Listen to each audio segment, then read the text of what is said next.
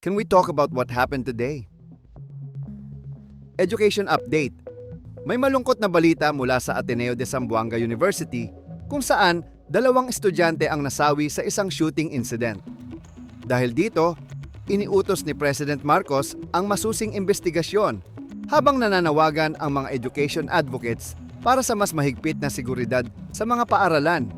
Kasama dito ang pagtutulak ng mas mahigpit na anti-bullying policies at mental health support para maiwasan ang ganitong mga insidente sa hinaharap.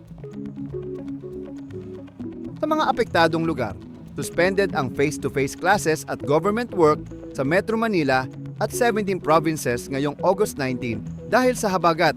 Kasama dito ang Pampanga at Batangas, kaya't advise ang alternative work arrangements. Mag-ingat sa mga ulan at baha, lalo na sa mga mababang lugar. Balita sa legal front. May mga kaso ng sexual assault at acts of lasciviousness na isinampa laban kay Repeso Marcy Teodoro ng Marikina. Ang mga reklamo ay galing sa 2 babaeng pulis na dating nasa kanyang security team. Sa mga susunod na linggo, aasahan natin ang mga updates mula sa korte tungkol dito. Sa weather update, may bagong tropical depression na pumasok sa PAR ngayong araw at ito ay pinangalan ng Neneng.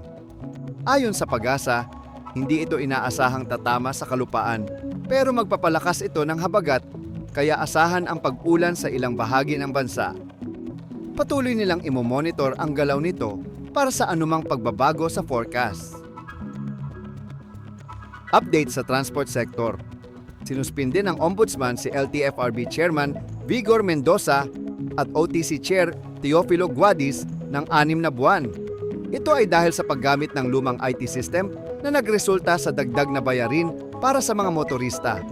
Ayon sa Commission on Audit, umabot sa 30.3 billion ang nasingil mula 2019 hanggang 2025.